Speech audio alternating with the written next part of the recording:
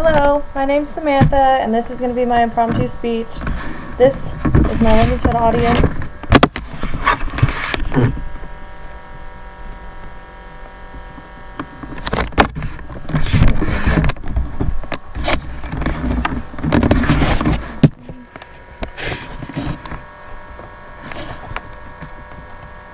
Okay, so I'm supposed to ask you guys to give me a topic, and I will take 2 or 3 minutes to put together a speech, and hopefully it will come together. So I'll ask for a topic, and if I don't think I can make a speech out of it, I'll ask for a second topic. So, Samantha, could you tell us some of the genetic anomalies that go along with your son's, I think you said he has a genetic disorder called Charge? I definitely can do that.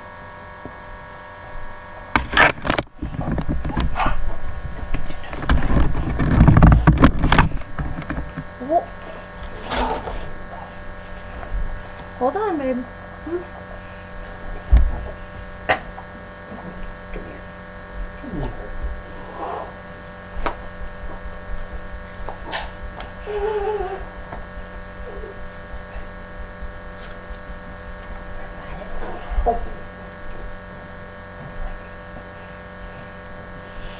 No. Yeah.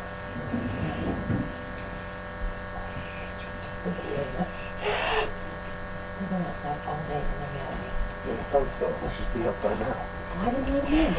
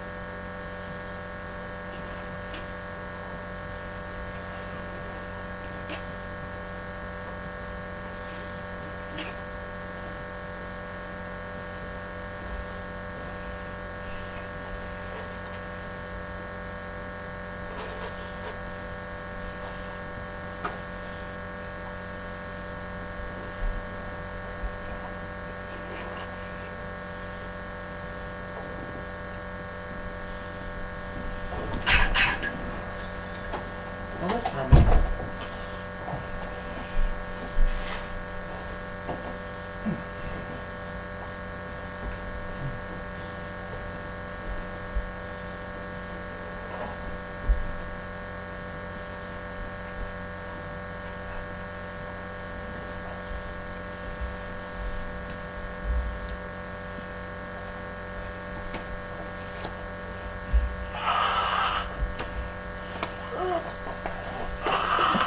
Are you helping?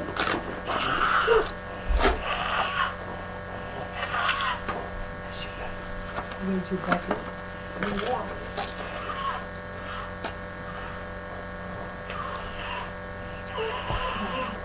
Here.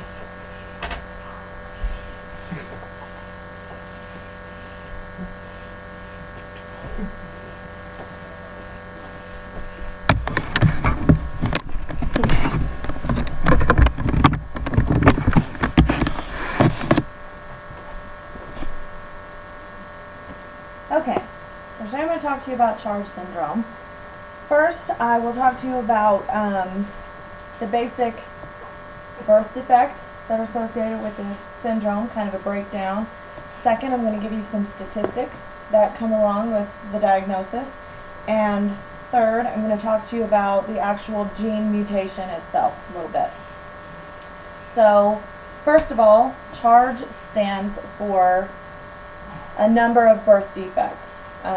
Each letter it's a mnemonic name. So each letter stands for a major birth defect. The C generally stands for colobomas, which are holes in the eyes, different parts, does affect vision. Doesn't always mean blind, but it depends on the severity and how many there are. The H stands for heart defects. Not all of the kids have heart defects. Most of the kids don't have all of the defects to start with. The A stands for atresia of the choana, which just means a blockage of the nasal passages. The R stands for retardation of growth or failure to thrive. The G stands for genital malformations, and the E stands for ear anomalies and hearing loss. So there's a very broad spectrum of how many defects a child can have. You could have two children both with a genetic mutation and have completely different sets of issues because of their diagnosis.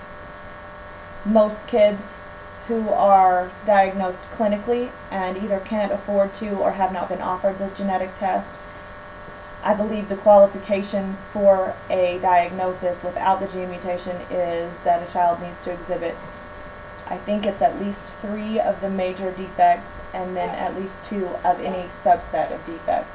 So anything that is not necessarily along with each defect but can be a result of or similar to. So for some statistics, the death rate is actually pretty high for CHARGE syndrome. It's one of the highest among genetic syndromes and how they affect young children. The death rate is actually on about 17% until the age of 2, which doesn't sound very high, but if you look at 17 out of 100 kids, that's a lot. Another statistic is that it's the leading cause of deaf blindness in babies. I don't know if that's from birth. There are obviously reasons that children go deaf or lose their vision, but I do know that I've read that statistic many times. Another thing that I can talk to you about is the gene mutation itself. It was not discovered until 2004. So in the realm of genetic disorders, it really is a baby. There's not a lot of long-standing information available on life expectancy, and there's really no specific information on that because it does have such a high mortality rate in children. They're technically not even considered quote-unquote out of the woods until they're 5 years old because there are so many complex issues that build on top of each other and create that difficulty to thrive. So now that I've told you a little bit about CHARGE syndrome, I hope that you've enjoyed my speech and I hope you have a good day. Thank you.